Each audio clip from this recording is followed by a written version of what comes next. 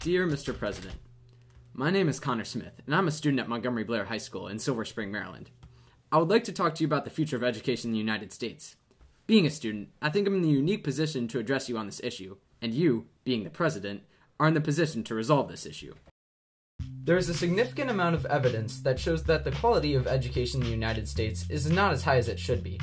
A 2010 study done by the Economist Intelligence Unit placed the U.S. public schools as 17th in the world. Additionally, many studies have pointed to the conclusion that the performance level of U.S. students has declined. Nearly one-third of students don't earn a high school diploma. Last year, 1.3 million U.S. students failed to graduate from high school. Among the top 30 industrialized countries, U.S. high school students rank 21st in science and 25th in math. The children who are in our schools today will be the first generation of children who are less educated than their parents. For every 100 ninth graders, 70, only 70 I should say, will graduate from high school. 44 will go on to college, and only 21 will graduate from a 4-year institution in a 6-year period of time. That is simply not good enough to keep the United States competitive in our global economy. The U.S., being one of the foremost world powers, should not be lagging behind in education. We must fix this problem of inadequate education, or else we will lose our world standing as one of the smartest countries. So what has caused the United States to lose its standing to other countries? There are many factors, but the main causes are in the areas of testing, teachers, and technology. Let's look at the first area, testing. In the United States, one of the main problems with education is the emphasis on standardized testing. The goal of standardized tests are to measure and compare the intelligence of students. They do not do this. Rather, because of the way standardized tests are designed, they only measure a school's ability to write a curriculum that produces good test scores. To produce good test scores, schools and teachers teach to the test, meaning they only teach material that will be on the test. And even though teaching to the test may produce good test scores, it does not teach students how to learn on their own and be complex thinkers. Students should be evaluated on what they can do, not how they test. Whether it be essays, films, research projects, or experiments, seeing what a student can produce and what experience a student can gain is much more valuable than simply testing a student. I talked to Will Richardson, the author of 3 books on education, a former teacher, and the co-founder of the Powerful Learning Practice, about education in the United States and what can be done to improve it. There's the great quote by a guy by the name of Tony Wagner, but he said, the world doesn't care anymore what you know.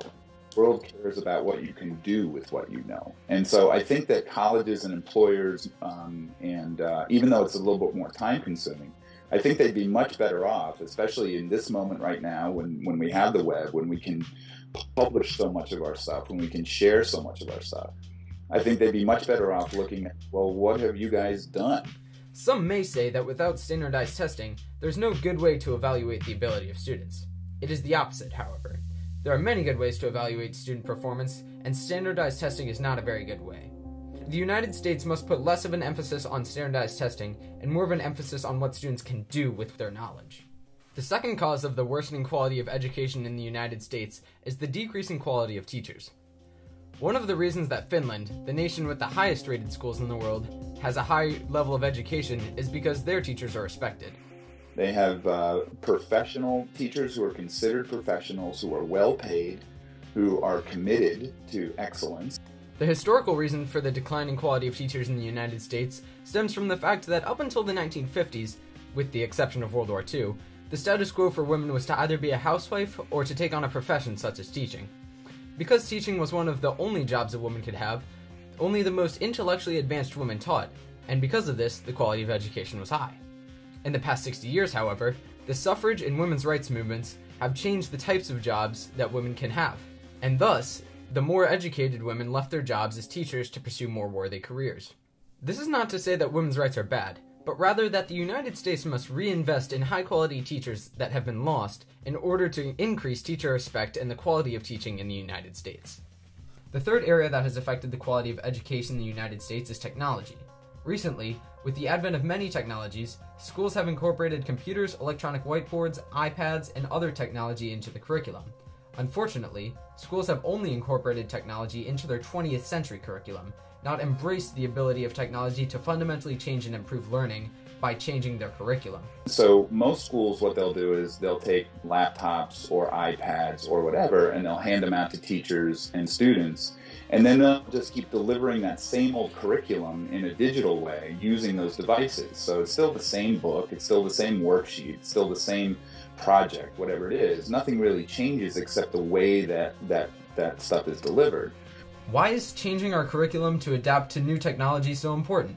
And the problem that's happening in the states right now is that the policies that are being written on the state level and the national level simply do not take into account the huge shift that's happening right now. So we're legislating and we're looking at schools with this 20th century lens that isn't relevant any longer.